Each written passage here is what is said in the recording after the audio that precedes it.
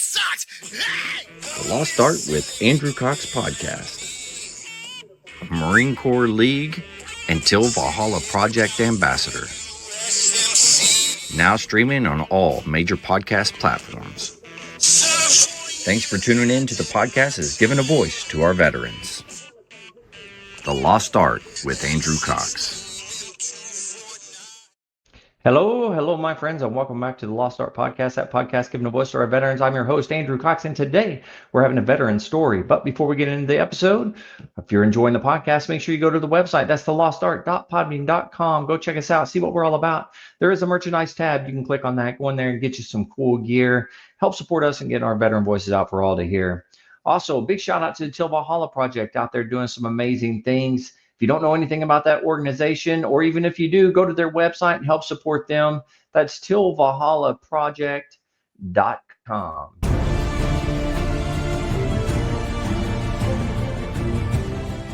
Are you a Marine veteran? Are you missing that bond you had on active duty? Then I have a place for you. Join the only congressionally chartered Marine Corps Veteran Service Organization, the Marine Corps League. Get that brother and sisterhood back in your life. Become one of the fewer, the prouder, a Marine Corps League member.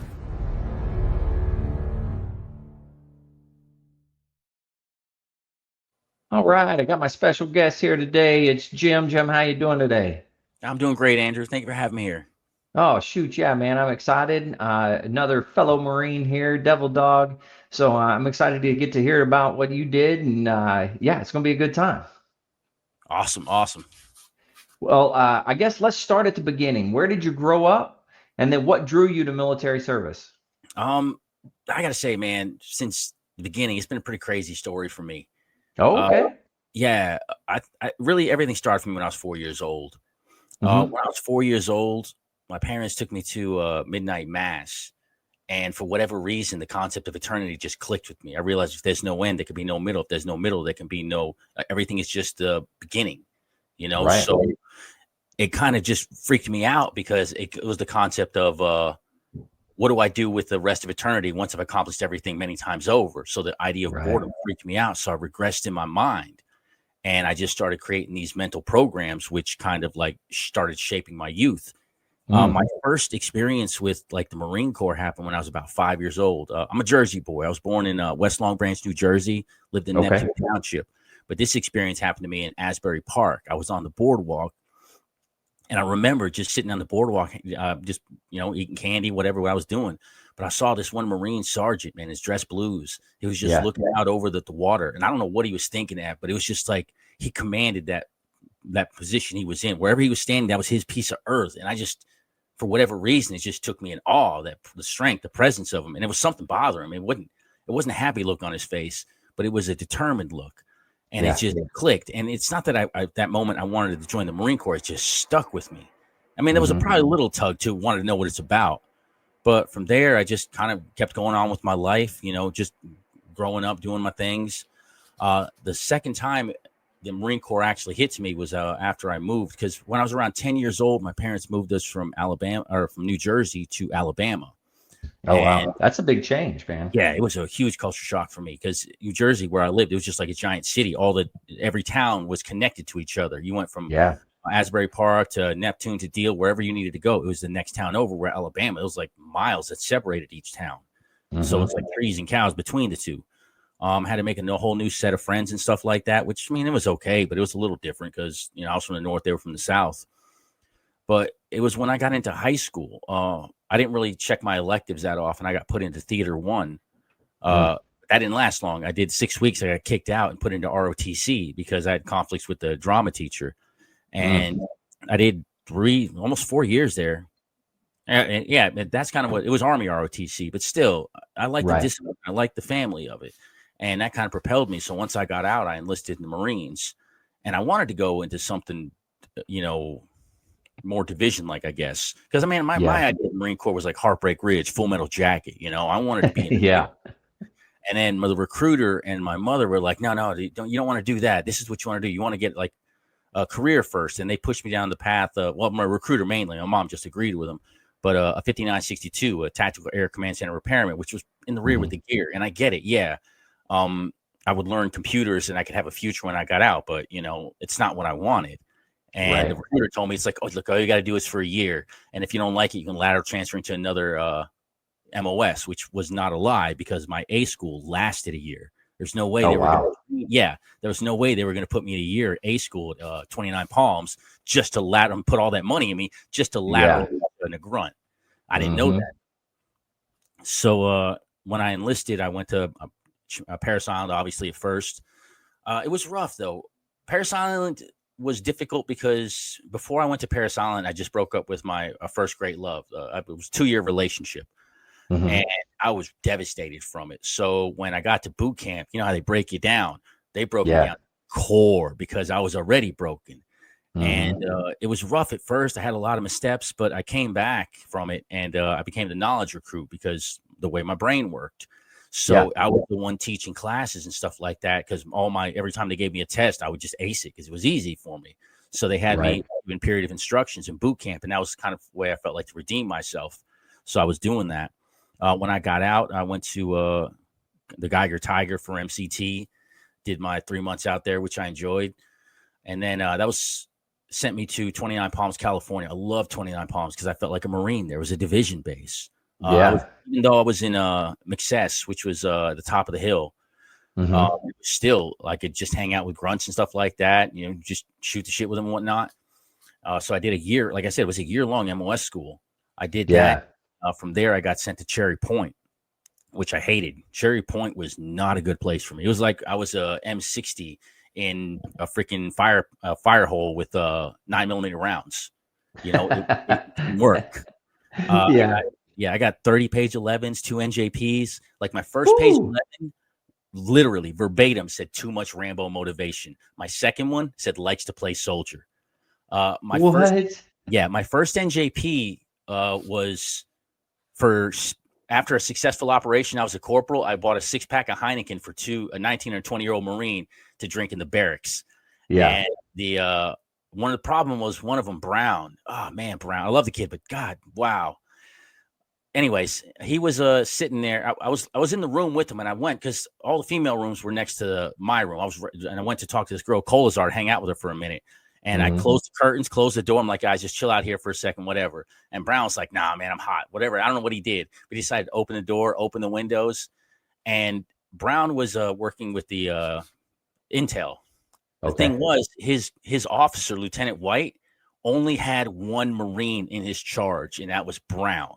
That was it. Oh, wow. It was the S2 nestled in the S6 section because we were the secret squirrel. He was a secret squirrel for our equipment. And he walks by and sees Brown. He's like, I know Brown's 19. It's Brown. What are you doing?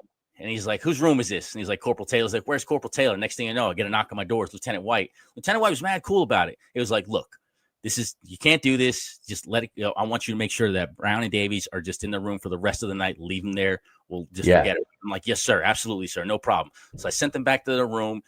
Everything was good. 2 hours later, I'm in my barracks room. I get a knock on the door, and it's Lieutenant White, and he's like, where's Brown? I'm like, Brown's in his room, sir. And he's like, no, he's not. And I swear to God, man, it was, I can't believe it happened, but I'm thinking where he is. And then I look over the thing and I see Brown walking with Carrasco, Corporal Carrasco, and they both got Burger King. Brown decides he's just going to go to Burger King. And it's like, bro, you were secured your room by your officer. Just stay there for the night. He couldn't do it. But at that point, it's like Brown telling his lieutenant, F you. So I couldn't be mad at the lieutenant for it because, it's chain of command. He did what he had to do. I was mad at my CO because my CO, my commanding officer, Colonel Lynch, he took it too far because it wasn't something. I mean, it hit us on the head, smack us on the nose, but it wasn't so much that it was an NJP. Like an NJP is generally your CO, whoever your officer and witness, right? They had 35 people in my NJP. Oh, wow. Yeah, it was a dog and pony for this CO to show that he's going to break me down. And like to this day, I don't know what. Well, actually, I do. This was the issue. It kind of, I don't know what triggered it, but I feel like it triggered it because once I got to the Fleet Marine Force after my A school, the only way to get out I found was MSG duty or drill instructor duty. And the idea MSG duty, I thought it was amazing. These are the best of the best, the cream of the crop, and the most squared away, locked on Marines. So I submitted my application to MSG school along with my roommate. And then I remember Gunny Hurd, he took us into the publications closet. It was just like a little room. And he talked to both of us, telling us about what we're doing, this and that, asking questions. And I feel like me and my roommate got two different heard two different things from the conversation, because he withdrew his application for MSG duty and I didn't. And it's like, that's where it all became, because I feel like if they kept putting marks on me, that would keep me from getting out. I mean, if they didn't want me, because the problem with my MOS was 5962s is, at the time, I think we were 13% filled in our MOS slot. So we were dead. I got it, corporal, 13 months in service. Wow. That's how empty we were. Like, I got to Cherry Point. Within the month I hit Cherry Point, I was promoted to corporal. That's wild. Yeah. So I think what year was it? This was 1998. 98. I enlisted in September of 97. I got out active duty in September 2002, and I did one more year in the reserves here in Huntsville, Alabama. But yeah, it was just, I guess it was an empty MOS. Because, the thing is, the problem with my job, not a problem, but it's like, it was learning Unix-based operating systems. So it's like, most of the people, they got that year of training. The first tour's over. They bounced out and got a civilian job that where they can make 6 figures, because it was good money. But I don't like ones and zeros, and I wasn't attracted to the money. I wanted to serve. And I said, it was a nightmare going through it, though, because they kept laying things on me over and over again. And then eventually it just got to the point where it was my chain of command, my NCO, my sergeant, my staff NCO IC, my XO. He was cool. My CO was breaking me down, but it was like 5 people. And this other staff sergeant who wasn't even in my chain of command, but he grinded me like he was getting paid to grind me. So after my first tour, it was just too much. And because I wanted to be a career Marine. But after the first tour, I was like, man, I can't take this. I need to get out. So it only lasted about 6 years for me total. Well, I mean, 5 years active, but the last year was good. And I probably would have stayed in the reserves had I not got into acting. Acting shifted. Oh, okay. Yeah. It was accidental that I got into acting. When I got out of the Marine Corps, I moved back to my home of record, and I got a job in Huntsville, Alabama, which is the town next to Athens, Alabama, where I'm from, or where I enlisted rather. And I was working, like I said, I was working at a Lone Star Steakhouse. We were rolling silver. I was a server, and those 2 other girls who were rolling silver, and they were just talking away. And I was a young, dumb, honorary Marine. And I heard one of them talk about, her voice lessons, how difficult they were. And I was just like, come on, girl. It's like, I'm a Marine, man. With these voice lessons, you think that's hard? You're welcome to my world, girl. And then she just popped off on me. She got up in my face, and she was just like, oh, yeah, I bet you couldn't handle 3 weeks, soldier boy. And I was just like, what? Because I wasn't prepared for her, strength. Yeah. So I was like, oh, yeah, I'll show you. I'm going to get a voice instructor. I'm going to do 6 weeks. And I did. I found a voice coach, and I signed up for 6 weeks of voice lessons just because, I'm very impulsive, crazy impulsive. I don't think before I act. I just jump. And then I remember that after the first lesson, I kind of forgot about the challenge she laid on me, because it was just so interesting to have this person handle me so well, and the way he made me sound. Because, I wasn't a singer. I didn't know nothing about singing. And after the first lesson, he was like, you heard of Jesus Christ Superstar? And I was ignorant to theater world. And I was like, yeah, but I've heard him called Superstar before. And he kind of giggled at me. And he's like, we're going to train you for this. I want you to play Judas. And I wasn't intimidated by it, because I'm like, Judas, 12th Apostle, can't be nothing too big. Yeah. And he got me into a chorus. Then he got me into a play. And it was all just little bit parts. So none of it was intimidating to me. And I didn't learn anything until I got there. But it was a year out from when I first met him to where they were going to do the summer performance of Jesus Christ Superstar. And I remember when I did my my audition, I crushed it. I did. It was a song from Jekyll and Hyde called Confrontation, where he goes back from Jekyll and Hyde mid-song. And yeah, so they saw it, and it was like, yeah, this is our dude. But again, I didn't know anything about the rock opera Jesus Christ Superstar. So when I got to the first day of rehearsals for the Huntsville Community Chorus Association, everybody sounded like the damn CD. They were beautiful. And then I get up and sing, and it's just like, Jesus Christ Superstar. I didn't know any of it, And I feel like they were like, bro, who did this kid blow to get this part, because he didn't know anything. But I I got a second voice coach, an opera coach, because my first one was pop rock. And I really feel like, man, I was best. I wasn't the best in the show. I was the best improved because I was trash when I started. But by the time performance came along, I was locked on, squared away because I took it seriously. Yeah, that's awesome. Yeah, so it just kept propelling me forward. I did another year. The first 2 years, I started acting. I got about 30 credits here locally in Huntsville, Alabama, in the area. And then that propelled me to go to New York. I went to New York for 2 years. I did work up there. I wrote, produced, and performed my own play, 2 Tablespoons of Crazy in Midtown Manhattan. No kidding. Wow. Yeah. Well, that got me noticed because when there was a producer, he's like, bro, look at this kid. Because when I wrote the first line, from the point that I wrote the first line of that play to the day we closed curtains, like 5 months had passed. And it's like, how did he do it that fast? And it was throwing in me because I didn't know that I couldn't. There was no boundaries. There was nothing that says you can't do this that fast. It was just that jarhead energy. It was like you just rushed. You rushed the assault. I didn't know what to do. I just rushed through it. Where most people would be apprehensive and back off. I was like, no, I'm just attacking it. And that's what I did. I mean, there was a lot of failures along the way, but I accomplished it. And it was a great performance. I have a recording of it online to people who watch. But it was like that got me into this film called Hunger. And it was my first lead role in a SAG film. And once I got there, it was a very poignant moment in my life because I feel like it shifted my direction in life. Because I could have stayed in as an actor and just kept running. Because I feel like if I'd have stayed in New York and acted, I'd be maybe not famous, but I would be a New York working actor easily. There's no doubt in my mind. But it was a scene I was working with Lyndon Ashby. I don't know if you ever saw the 1990 Mortal Kombat film. Yeah. You know the guy who played Johnny Cage? That was him, Lyndon Ashby. I was working opposite this guy. And I was like, bro, this is Johnny Cage, man. I was stoked. And we were doing this scene in this cave. And the way they film, it's like he was on camera. I was off camera. And they were doing his lines. And then when the director yelled, cut, this dude reached over, shook my hands like I pulled his kid out of a fire. And I didn't understand why. And it took me a couple of weeks to realize it. I mean, even after the film was done wrapped. In situations like that, the actor on camera needs to do his best work, but the actor off camera generally just fubs through their lines. Most of them just because they're not on camera, they don't care. That makes sense. Yeah, they're handing away their lines.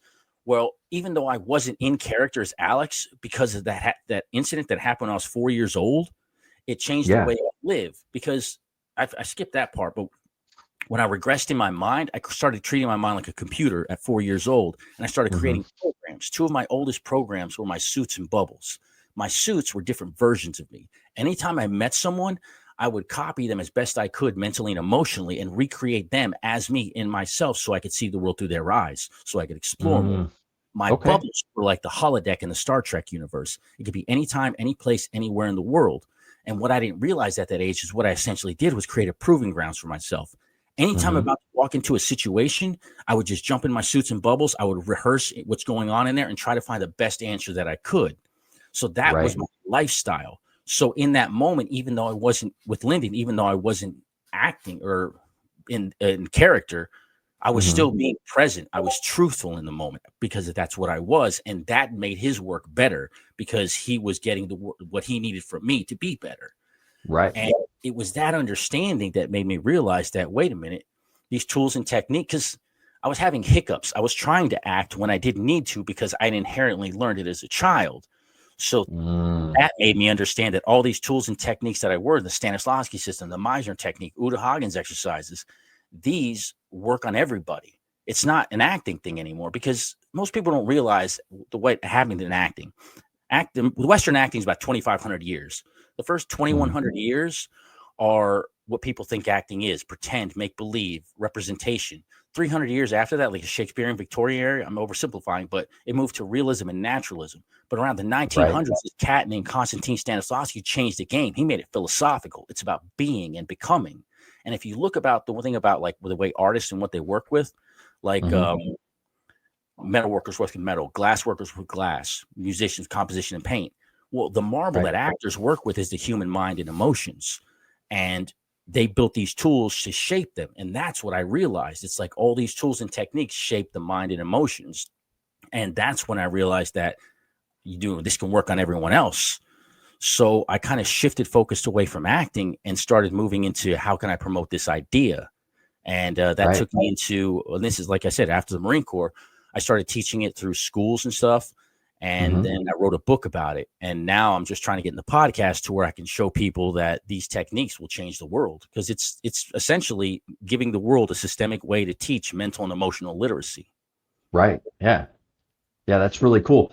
So tell me a little bit, kind of go into what you put in the book, and then kind of, I guess, like the outline of it, if you will. Absolutely. The book was broken down into 3 parts. The first part is autobiographical, like my life in relation to the idea. The second part of the book is the science behind it, because in researching the book, I found out that even though the idea I came to organically, there were pockets all over the United States where people were working on this using these literal drama techniques to help broken people, like kids with autism, drama with kids who have dealt with trauma, how to deal with these traumas. And I started putting all that in the second part to show that there's science supporting it. And the third part is what I refer to as the intangible toolbox. It's the tools and techniques themselves. And I lay them out, how we use them as actors, alongside how you can use them in your everyday life. Right. And like one of the techniques, just to give you an idea of what I'm talking about, it comes from Stanislavski. It's called the Stanislavski system. Now, think of it like this, like a submarine's underwater. It can't see anything, right? How does it know where to go? How does it not bump into things? The answer is sonar. It shoots out that ping. That ping bounces off whales, walls, rocks, surface vessels, submarines, and it lets us know what's around. That's what the Stanislavski system does. It allows you to think in the moment. The 7 questions are this. Who am I? This is the moment in relation to you. Where am I? This is the moment in relation to the environment. When is it? This is the moment in relation to time. What do I want? This is the moment in relation to purpose. Why do I want it? This is the moment in relation to desire. How do I get it? This is the moment in relation to action. And what's in my way? This is the moment in relation to obstacles. And like I said, these aren't just acting questions. These are life questions that allow you to make the best possible decision in the active moment, because the past has already happened. Can't change it. Future's ahead of you. Can't reach it. All we have is the living moment. And that's what acting does. It teaches actors how to use real emotions in imaginary circumstances, how to build a real working mindset for the stage. But the rub is, we don't have a mind and emotions for the stage and a mind and emotions for life. It's one and the same. Ipso facto, these tools work for everybody. So it allows us to make the best possible choices in the moment by asking questions we wouldn't normally ask, so we can get that information, so we can see the things that people don't normally see. That's really interesting. Yeah, it's like I said, I feel like it's because the knowledge has been around for 100 years, but man, who looks to the theater kids for world-changing knowledge, So it's been sitting there collecting dust. Because if you consider that when we gave the world written literacy via, reading and writing, changed the world. When we gave the world mathematical literacy through numerals and stuff like that, changed the world. So I'm just making the argument, why wouldn't it change the world if we gave humanity a systemic way to learn mental and emotional literacy, to understand these things? Because it's kind of like this. If you can't read and someone hands you a contract, how do you know you're being played or not? You don't know what's in it. You can't read. If you don't know how to count and someone gives you money or a paycheck, how do you know you're not being cheated? Well, if you consider right now in the world actively, millionaires, the think tanks, politicians, the powers that be, corporations, they're all spending billions upon billions of dollars to understand how we think, feel, and behave, so they can control the way we vote, the way we buy.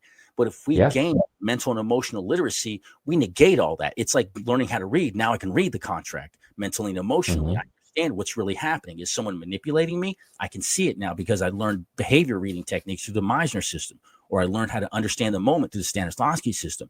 And we talk about it too. It's like in sports, it's like, you got to work hard to build your character. Don't lie to build your character. Udo Hagen's got 10 exercises that teach you how to build character. I'm just saying is, why are we working so much harder to build imaginary people than real people? Yeah, that's a good point. Yeah, absolutely.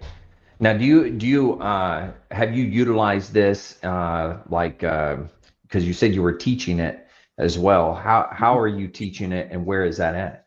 Well, I'm not teaching anymore. I did through the school system in Athens, Alabama. I went with I talked to the superintendent, and he put me into 4 different schools, and I was teaching four or five classes, about 15 hours a week in total. Okay. Excuse me. And it was mainly kids. Actually, it was a pretty group. It was from as young as 5-year-old to Actually was a library as well. I had a 22-year-old there in the library, so it was 5 to Oh, 22. wow. Yeah, so it's a pretty good spread of age. But the school students were the best for me because I always had a teacher present. The library was kind of on my own with the kids, Yeah. but the teachers were able to see how I transformed their students, because there were students that didn't talk. They just kind of shied away. But when I gave them these Wow. techniques, explained how it worked, they were center stage, busting out, because it's not anything that I did. I just gave them the tools. It's kind of like if we lived in a world where no one can read and write again, but here I am with a vocabulary, a dictionary, sentence structure, the whole 9 yards, and I'm just giving it to them. Once they have that, now they can run on their own and just charge out there, because what I'm writing is flying against that whole idea of like, be your best self. We always heard that. I got to be my best self. Well, I'm making the argument that there's no version of you that will be so good that it works in every circumstance. So my philosophy of all your best selves is growing and developing all these different versions of you. So now you have a wardrobe of selves that you can present for the moment. So you can pick the best version of you that fits in the moment. It's kind of like, I wouldn't wear a tuxedo to the beach under, only maybe if it's a wedding or something like that, but it's not the proper attire. So even though a tuxedo is a sharp uniform, it's not what I'm going to wear. So the same thing with my personality. I wouldn't act the same way in front of my grandma as I would with my drinking buddies. You know, we're changing already. And that change is commonly referred to as code switching. Well, I'm talking about hyper code switching or spiritual shape shifting. You're changing who you are mentally and emotionally, but it's not a facade. Because I get that a lot. People are like, well, okay, well, which is the real you? Which, you know, who are you? Are you just being fake? You got to be authentic. And I'm like, no, brother. They're all me. I'm the amalgamation of all of them, because these aren't fronts. They're not facades. I've taken the time to grow and develop these versions of me to understand how I affect myself in them, how I affect the world around me. So I answer the questions. And then being in that growing and development has made me strong, because it's kind of like, if you think about the theater world, we have something called stage fright. Well, what is stage fright? Stage fright's not knowing your lines. It's not understanding the beats, not understanding the moments, not understanding the blocking. Well, in the regular world, what is that? It's insecurities. Well, how do we defeat insecurities at that point? Start teaching people how to understand the moments, how to understand the beats, how to understand the blocking, where they need to be. If you give them the tools and techniques, you can literally grow them out of their insecurities, whatever they are. You know, I mean, granted, there's clinical things too. So I'm not talking about anything clinical. If it's clinical, requires medicine, that's or a doctor, that's something different. I'm talking about this, the commonalities we all share, and that's the bulk of it. So we can transform people into a whole new generation, like giving these tools and techniques and teaching it through the school system. I have no doubt that we will raise a whole new generation of the most mentally and emotionally capable human beings we've ever met. Man, that's really cool. Now, the book, what is the name of the book? It's called All Your Best Selves. Hold on, I got a picture of it, or a copy of it. Yeah. And like I said, it's just the whole premise is basically going within ourselves. There's this one quote. You ever heard that quote? I thought it came from modern day military. It's hold on. We don't rise to the level of our expectations. We fall back to the level of our training. Yeah. And I thought it was like maybe World War II or something like that, but it actually goes back 2,500 years to this Greek lyrical poet named Archiliakos. And I love that it goes back to an artist. Wow. But yeah, that's where it came from. He's like, you know, because he understood it even back then. It's like the training is what's important. So that's essentially what I'm trying to say in this book. This is a new form of training for human beings to make us a new way, to give us a new way to be human. So it's like now, instead of just relying on other people to explain it to us, now we can just dip into our minds, because the human brain is the most powerful supercomputer known to mankind. I'm not saying that. That's science, right? But here's the thing. All right. What's the operating system we give people? What's the iOS? What's the Windows 11? What's the Linux Red Hat? What do we do to allow people to interface? And what I'm saying is that these artists accidentally wrote that operating system. They gave us a way that we can interface with our mind and emotions in a way we never have before. But again, that's not why they did it. You know, they did it to create better art. They had no idea of the overreaching implications, because they were just focused on their art. But now, looking through the science, looking through the work, you can see that, yeah, like I said, it works on everyone. So it's not about just building better actors anymore. It's about building better people. Right. Yeah. Now, I want to take a moment to talk about something important: getting the VA disability rating and benefits you've earned. The VA claims process is overwhelming and can feel like a maze. For a lot of us, just getting started is half the battle. That's where Brookside comes in. Brookside Veteran Services. We've got your six. Brookside has helped tons of veterans, just like you and me, take on the VA claim system with confidence. Whether you're filing for the first time, going through an appeal, or trying to get rating increase, they've got your back. Here's some of what they offer. Step-by-step help with your VA disability claim, support with appeals and increases, a personalized approach that respects the unique services and situation, and the best part, no upfront fees. They only get paid when you do. Go see the website, www.helpvetusa.com. Contact Michael Irie, Veteran Services Representative on Facebook, or email michael.helpvetusa@gmail.com or admin.helpvetusa@gmail.com. The bottom line is you served your country. You earned these benefits. Let Brookside help you get what's yours. Brookside Veteran Services. We've got Now, have you had people that do it that like examples of like successes with it and things like that? Oh, yeah. Well, again, with the school systems, that's mainly where I had it. The problem is I can't get any traction because, I shouldn't be the guy presenting it. I'm not the hero this idea needs. I'm the hobo it has. I just tripped over it. Yeah. So it's like I'm trying to do everything I can, but I don't have, like, I'm not a marketer. I don't have all the tools. So I'm having to learn everything as I go. And the problem is I can't get any support because, like, again, I'm not the guy supposed to be carrying this flag.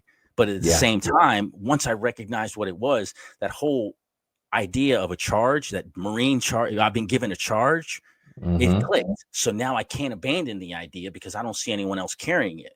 So it's like that's where the hard part is, because even though I feel like I should have just let this go and moved on with my life a long time ago, I can't. It's not something I can do because I understand if this pops off, it changes the world for the better. And we need it because, man, we're going nuts right now. I mean, our country's tearing itself apart because the rich basically, and again, this is mental and emotional literacy. We as a species, or as a country, as a people, do not understand that the left and the right don't exist. It's not real. The fight is up and down. The ups created the left and the right to keep us fighting each other. And like we're seeing it now, where it's all breaking apart. But it's like if we start digging our heels in now and start regrowing our people, we can take this back. We can take our country back and stop fighting each other and build a better nation. Because the last 40 years of my life, it's just been tragic, man. Just seeing how everything's, because I remember growing up as a kid, it was great. And just slowly seeing it fall apart, slowly seeing the people on top take more and killing off the people on the bottom. And it tears me apart because I know we can find a better way. I know we have a better way. It's just no one will really take this seriously because I'm not the right person. Like if Oprah had this, the world would change because they listen to her. If it was somebody who had that kind of influence and clout, we'd be in a better world already. I don't have the right answers. And this is literally it's a weight that's a lot heavier than I thought. Like I shouldn't carry it alone. But again, I don't have the support to help carry it because like all my people are like, yeah, blah, blah, whatever, just let it go. Don't do it. Just live your life. And I'm like, that's not the right answer. And the Marine in my heart knows they're wrong. But it's like, what do you do? Yeah. It seems to me that we got to find the right connections for you, right? I wish. Either have like I almost said a therapist. That's not exactly what I was trying to do, but somebody in that realm that is well known to be able to get a hold of it, and then you be able to have those conversations with them. Well, I mean, I've gone that route too because therapy is kind of because what is therapy? Therapy is about asking yourself questions to understand who you are. That's what acting is. We just do it in the imaginary. And that's what I'm saying. Because the thing about even therapy and stuff, the issue I have with it, and it's not a great issue, but it is a significant one, is that most therapists follow the paved paths, the Jungian, the Freudian. This is what we're taught. This is what we know. Acting doesn't do that. Everything is open. Everything is on the table because, and as an actor, you have to be any single human being in the world, good, bad, ugly, whatever. So these tools and techniques are way broader than therapy, but they're connected because they do the same thing. It's just acting does it in a bigger way. Therapy does it's who you are, what am I, what's brought you here, blah, blah. It's questions. It's the same thing. It's like because when I talk to people about acting, in one-on-one, they're just like, man, it feels like a therapy session. Like, yeah, it should, because it's the same thing. So it's not that it's a wrong place to go. It's just the minds are closed because they've been taught some way. They're, why would I need the acting to help this out? It's not going to work that way. It doesn't exist that way. And I'm like, bro, look at that. And once I start showing them the science, like again, trauma drama, Dr. Noyce, Dr. Thalia Goldstein, like I said, there's real science being done, but the science is only helping broken people. That's because it's people who are hurt, been debilitated by life. And I'm like, why are we waiting till people are broken? Why don't we teach them these things before they're broken so they can become, more formidable, have stronger fortitude, and they won't become broken by life. So we can protect them from being broken. Like I said, it's just profound knowledge is just wasted on me. Yeah, the thing that I like about what you're talking about is, individuals, and it can be anybody, not just those that are hurt. Everybody can benefit from it. And, there's tons of things in life that are like that, and we only apply it to somebody that's broken or somebody that's having a struggle or something like that when we could all benefit from it. Breathing techniques is a good example of the same type of thing, where only, those that need to take a breath because they're angry or whatever, right? But that could be good for everybody. Absolutely, especially in the military with PTSD. It's right. Yeah. People into combat without any kind of understanding of psychological and emotional fortitude. So it's like, why wouldn't they? If we built them up internally, that would make them more resilient and have less likely to have that PTSD outcome because we're sending them in unarmored. So you're going into this terrible place with no armor whatsoever because nobody thinks of it that way. Granted, we put armor on our bodies, we put armor on our vehicles because we know the damages, but we don't take the time to understand the underlying psychological and emotional damage. And that's why we're having this. I mean, I feel like giving this to our soldiers, our veterans would eliminate a lot of suicides because I ain't gonna lie, man, I haven't had that combat experience, but life has dragged me so thin where I get it. Like, bro, I got no problem checking out. The only reason I'm still here is because this is too important. But also because I've built myself in a way mentally and emotionally where I can combat all that stuff. All those dark thoughts, I know how to partition them away and keep them out of the way long enough for me to do the work that I need to do. Yeah. Yeah, absolutely. I could see this doing really, really good, like in the VA or the veterans type of thing. Just being able for them to use that as a therapy of combating PTSD and those types of things. That could be a really great thing. Absolutely. And it rebuilds the damage because the damage is done internally. But other than like talk therapy and asking you what's wrong, what are we doing to rebuild? So that's what I'm saying. These tools are designed how to build human beings mentally and emotionally. So when we do damage, take these tools and now rebuild what was damaged, make yourself better and stronger. But like I said, it's not something people are looking at because, again, this is with the theater kids and nobody's going over there looking at like, why don't we take their things and apply it with life? But we should. We desperately need to. You should get with one of the veteran service organizations or something along those lines, and try to move it through the veteran community that way, or even like I don't know if you hear about train in the background. Sorry. Let's go. What was I trying to say? Not nonprofits and stuff, that have veteran nonprofits, those types of things. You should look at doing that, going in with them and trying to push it and see if you could get it kind of in that way as well. I mean, that'd be another great opportunity. Yeah. I mean, I absolutely, I've been trying. Like I said, my issue is nobody will give me, I can't open doors. No one will open the door. I hear you.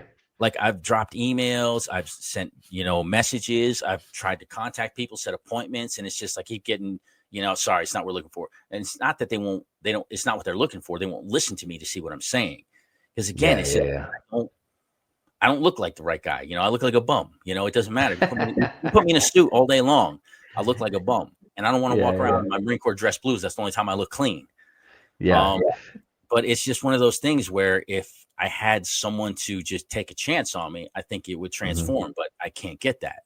I don't know why. It's just, that's what I assume. I assume it's just my look and my demeanor that they don't take, because I also don't push. I mean, I push hard, but I'm not that kind of aggressive that I feel like I need to be. And I don't want to be that kind of aggressive because I don't want to go down that road.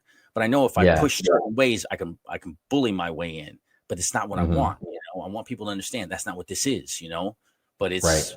it's finding the words too, because again, I'm not the kind of academic that can understand the way to make this savvy enough. I'm just a jarhead. I'm a jarhead who Yeah. tripped over. I didn't steal fire from the gods. I tripped over the fire, found it. It's like, here it is. But nobody's like, they just like regular fire. They don't see the real magic in it. Right. Yeah.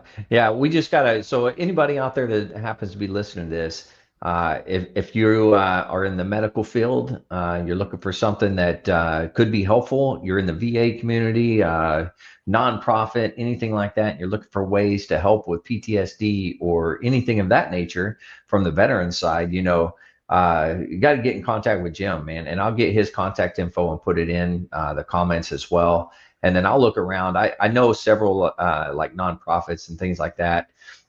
And, I know some of the veteran service organizations that might be a good thing for them to see. And I know a couple of guys that maybe I can put you personally in contact with, and maybe you can kind of pitch it to them.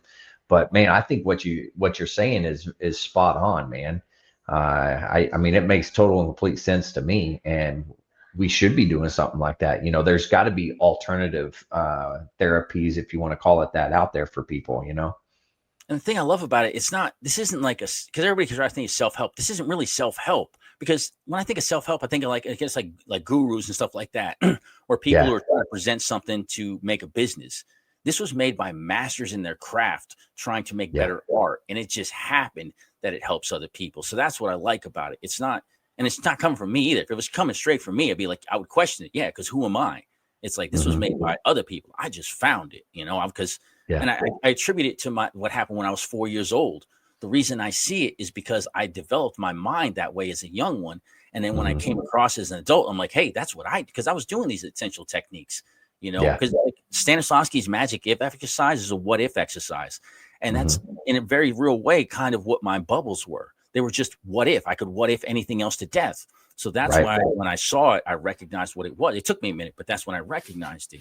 And now it's just trying to go ahead. They have been using acting as a form of therapy for a while.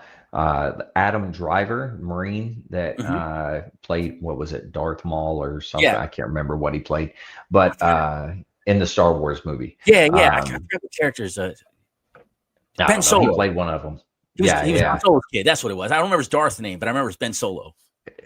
So he did that he's put on, not clinics or whatever, but he's had military veterans come in and do acting and stuff like that. And I'm sure he's not the only one out there that's done it. It goes back to the 1950s. Dr. Joseph Levy Moreno created psychodrama, which is now psycho. I forgot it's changed the name, but back then is when he first started it, and it was literally taking drama therapy and putting in a group therapy session. And he made the argument that talk therapy is great, and he's not knocking it, but when you get your body involved doing these exercises, it lets out different parts of you, because it's like trauma lives in the body when it happens. Dr. Vander Kolk, who did Vietnam research, he's the one who kind of pioneered that, saying that the trauma exists all throughout your whole body. It's not just in the mind. So by getting your body involved, it triggers different things and allows you to see different things within yourself. Right. And he would do exercises where he would have the person who has the trauma explain their trauma and have two other people in the group act it out in front of them. So they could see it. Yeah. So they could see what's happening to them. Trauma also does it in a way where, like, if a kid experiences trauma, they will take them in group sessions and put them through different kind of traumas unrelated to them. That way they can learn the tools and techniques of how to deal with trauma and reverse engineer it. So now they can take those tools and techniques, which they didn't have, deal with the real trauma. Yeah. One issue acting had, this happened back in the 1930s, because Konstantin Stanislavski happened in the 1900s. He was a Russian guy. In the 1930s, American acting kind of got developed through the group theater. Lee Strasberg kind of kicked it off with Stella Adler, Eli Kazan, many others, Sanford Meisner. But Strasberg came up with what we know as method acting. The issue with method acting in the beginning was emotional recall. And the mentality was like, if you were raped, go back to that thought of being raped and use it for the stage. And Stella Adler was like, no, that is a terrible idea. That's very destructive. So she went to Paris at the time where Stanislavski was and trained with him. And they came up with the idea of, don't do emotional recall. What you need to do is develop the imaginative. And the idea is that it doesn't matter how crazy a life you've lived. You can never have the experiences in real life that you can in the imaginative, because the imaginative happens so much quicker and you can layer it and you can do anything. So there's much more ground for you to tread on in the imaginative. And two, it doesn't do internal damage. So they broke away from emotional recall, because that's where people understand, like, what the people always talk about Heath Ledger and the Joker and think that's what happened. That's not what happened to him, because right after that, he did the Imaginarium of Dr. Farnassus or something like that. And he was very jovial. Unfortunately for him, and this is what people who were around him said, it's the same thing as Elvis. It's the drugs that killed him, from the business, from uppers, downers, all this kind of stuff, trying to keep going. It wasn't like illicit drugs, heroin. It wasn't that. It was the drugs that keep you moving. But the real thing with the emotional recall is out there, and it's still done by some people.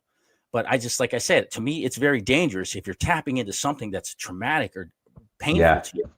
That's not a good place to go. Go to the imaginative, create something that's not connected. That way it's safer. It's kind of like the, you ever see the Doctor Strange films? Yeah. You know, the mirror dimension? Yeah. It's kind of what my bubbles are. It's a mirror dimension. I can go in my mind in a space I created, do whatever I want. It's not going to do any damage because it's in this safe place that I created. We all have that ability because this is a supercomputer. We have untold potential that we don't even realize because we don't tap into it. So I'm saying once we start tapping into it, we're going to change who we are and make ourselves better. Yeah, absolutely. Yeah, I like where you're going with it, man. We just got to get you in contact with the right people to kind of start pushing it out. But man, that could do wonders for the veteran community. It could do wonders for the military community.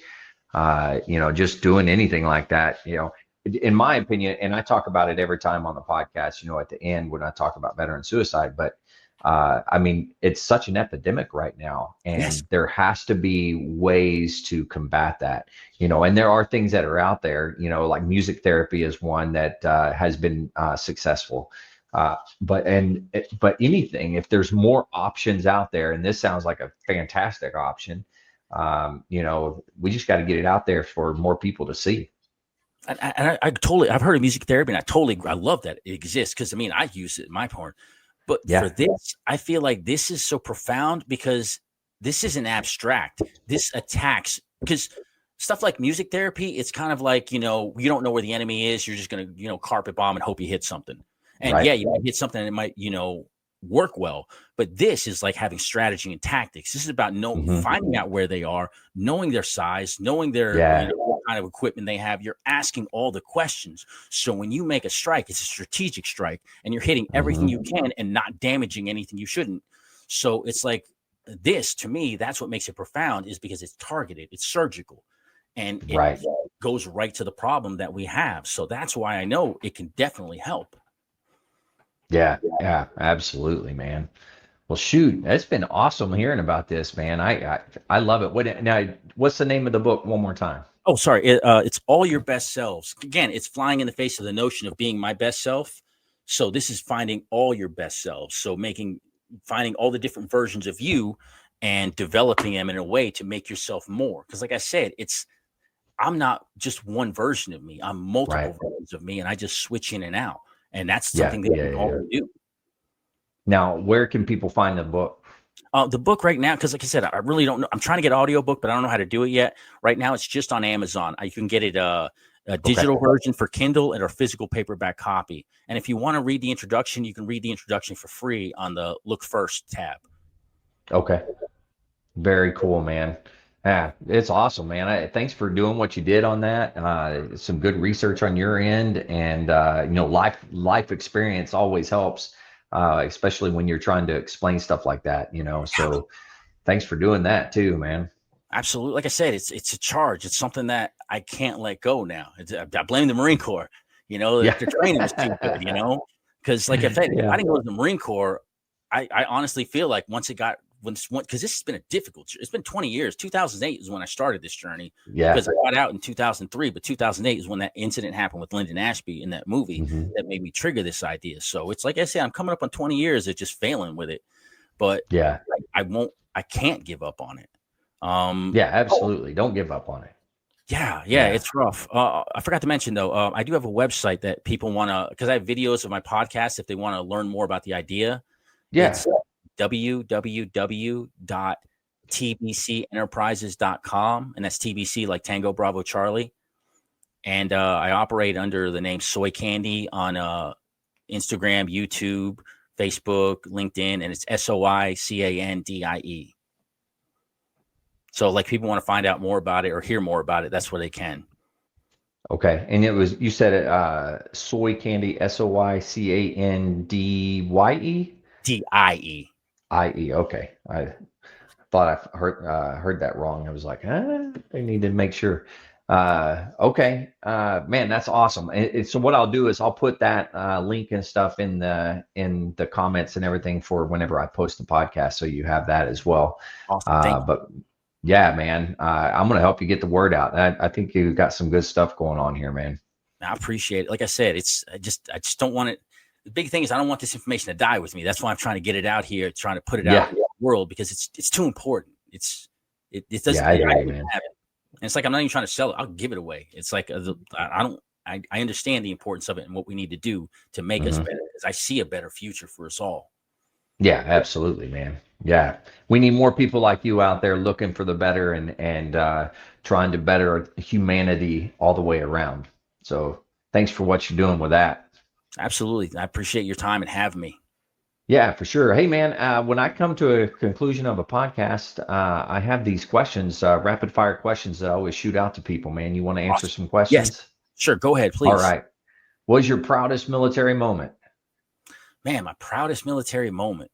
There was a couple, but there was one that made me feel real good, because it was at the heart when I was at Cherry Point, where I was in a lot of trouble. I was getting dogged down, and we got these MERS shelters in the multi-purpose rigid wall, whatever. They were big containers that opened up. It was like a 8 foot by 6 foot tall, maybe 6 foot tall by 20 feet long.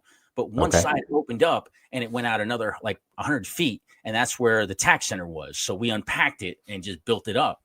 And when it first got to the Fleet Marine Force, it took a crew about 6 to 8 hours to put it together.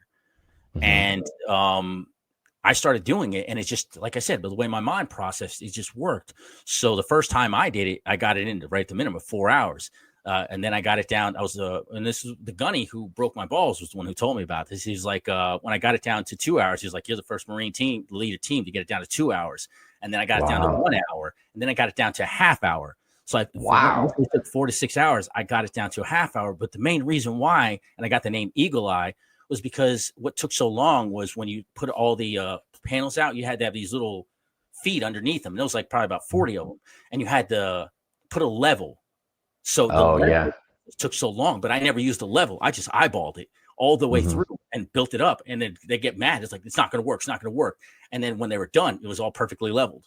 It's like every time I could visually level it. I don't know how I did it, but it worked, and it got me down. And I was the only one to get it down in a half hour. I mean, it's probably gotten that way now, but I was the first Marine to lead a team to get it down to 2 hours to 1 hour and then to a half hour. Blew them away. That's awesome, man. And again, I didn't have any real great moments because I was in the rear with the gear. That's the best I could get, as a 59. Hey, that's still good, man.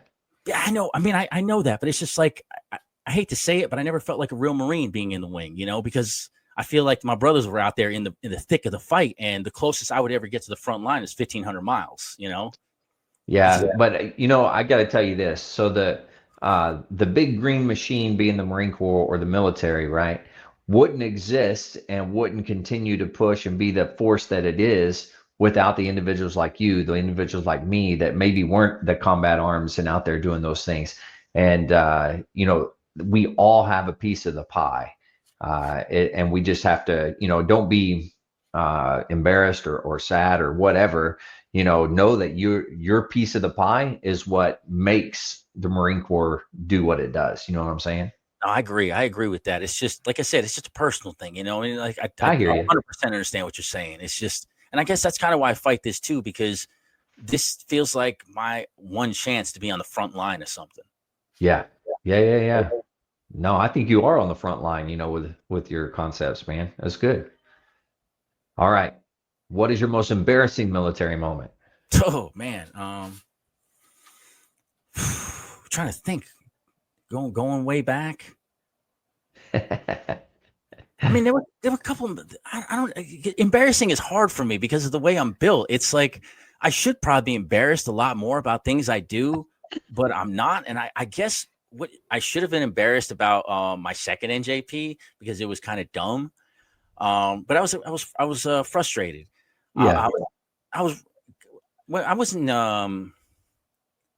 I kind of essentially was running a bar out of my barracks room because people would keep bringing me alcohol all the time.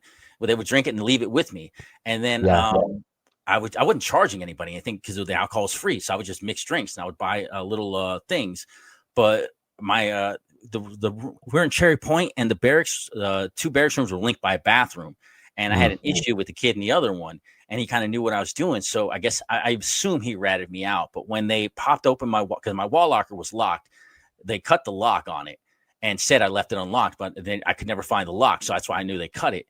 But I had like 19 fifths, 29 pints. Oh, geez. Like 50 shot bottles. Like it was obscenely a large amount of alcohol. But again, I was leading it to the barracks. I wasn't drinking it all myself. But like I said, yeah. But what amazes me is like, my first NJP was over a 6-pack with 2 Marines, and I had 35 people. But my second one, with all that alcohol, it was just me, the CEO, and a witness. No kidding. Wow. Probably because it was the moment when they were pouring it all down, because they made me watch them pour it all down the drain in the in the yeah. And they were trying to drag me down for it, and it's like, this is the kind of Marine you are. But all I could think about was how good it smelled. Bad. I should feel embarrassed about that, but I don't know. I lack that capacity, I guess, because I'm too dumb. I don't know about that. It's pretty funny. All right, if you could be one military leader for a day, who would that be? I feel like this is a sellout, but Chesty Puller, man. Oh, bro, yeah, it would be cool though. Yeah, you're right. Because he's just I read his book. He's such a hard charger, man. Oh man, he's done everything, man. Yeah, I agree. If you could change one rule in the military, what would it be? I would say I like the concept of the thing that separated me from the Marines that I saw from most is that Marines are more thinkers. You know, it's like the other branch of service, when I meet Army, Navy, it's very just A, B, this is what I'm supposed to do, lead, follow. Where I felt like the Marine Corps, even though I had a lot of problems in there, because maybe I was an overthinker, but if I dropped back to think a little bit, I was fine. And I feel like that freedom of thought, and it's not thought to countermand, but to understand that there's more out there. So I would say if there's one rule, maybe just trust in your subordinates a little more. Because it's good. There's another thing. Captain David Marquette, who turned the ship around. Have you ever read that book? No, I've not read that one. He's a naval commander who literally took the worst sub in the Navy, the worst sub crew, and turned it into the best crew in an antiquated sub. And he created a new form of leadership, because right now we have the lead follow. He created the lead, where he gave his subordinates basically all the power in the sub, with the exception of firing weapons. The only thing they can't do is fire weapons. But if you see a problem, fix it. And it was that trust in his subordinates using that lead method that transformed the literal worst crew in the Navy into the best crew in the Navy for submarine crew. So your subordinates. I like it. All right. What is one lesson or skill you learned that you still use today? One lesson or skill? I think it's I guess it goes back to when I was 4 years old. My suits and bubbles. Those were 2 skills that I taught myself to better manage my mindset. And now it's something that I've used throughout my whole life. Yeah, I like it. All right. In the zombie apocalypse, what would be your weapon of choice, and what anthem will be playing? Weapon of choice. I mean, anthem, I would say it would be, this is a long song, but Achilles' Agony and Ecstasy in 8 parts by Manowar. It's 8 songs that are really connected together as one song, and it's a full 28 minutes. But it's a retelling of just different battles and stuff like that, and or the Battle of Troy and whatnot. But I think that would be the anthem. As for what weapon I would use, man, I don't know. I would think it'd be either something blunt like a bat or something sharp like a sword. One of those two things, because bullets or guns run out of bullets. I'd want something that doesn't run out of rounds. So, and two, I don't mind getting close, but yeah, something like that gives you enough freedom. But again, to me, I think one of the main things in the zombie apocalypse, armor up. That's the problem I see in most of them that wear armor, because I mean, you're fighting people that'll bite you. If I put armor on that, they can't bite through, that's to me the best defense. True. Yeah, that's a good point, man. Nobody's told me that. I like that though. That's good. All right, what animal best describes your time in service? Freaking honey badger. Oh, okay. I like it. Yeah, I was because the thing is, it's one of those things where I'm all fine and well as long as you don't grind me down. But if you grind me down, I'm gonna come back. And I did it in a respectful way. But yeah, I chewed through a lot of people, even superiors, but I did it in such an eloquent way that they couldn't really retaliate so much, because I wasn't disrespectful, but I would hurt their feelings all the time by just revealing truths. So that was, I was just very aggressive in that respect, but it was a professional aggression. But if you push me too far, then I would get unprofessional too. So it depends. Okay, I like it. Honey badger. All right. Which branch of the military has the sexiest uniform? Bro, I don't think that's any question, man. The dress blues, man. Marine Corps dress blues. And two, it's not just that it's sexy. It's a lesson. It's like the quadrifoil comes back from when snipers were shooting people. The blood stripe. It's a hit. The what do you call it? The 7 belt loops for the 7 C's. So it's not just sexy. It's an education. It's a connection to that tradition. So it's beyond that to me. So it's not just about looking good. It's about the understanding that, man, there's hundreds of years of warrior culture tapped into this single uniform. So it's not like even the Army dress blues are nice, but if I ever asked an Army officer in their dress blues, tell me about your uniform, they'd be like, oh yeah, the press got it pressed, got nice buttons, but they wouldn't be telling me Army history.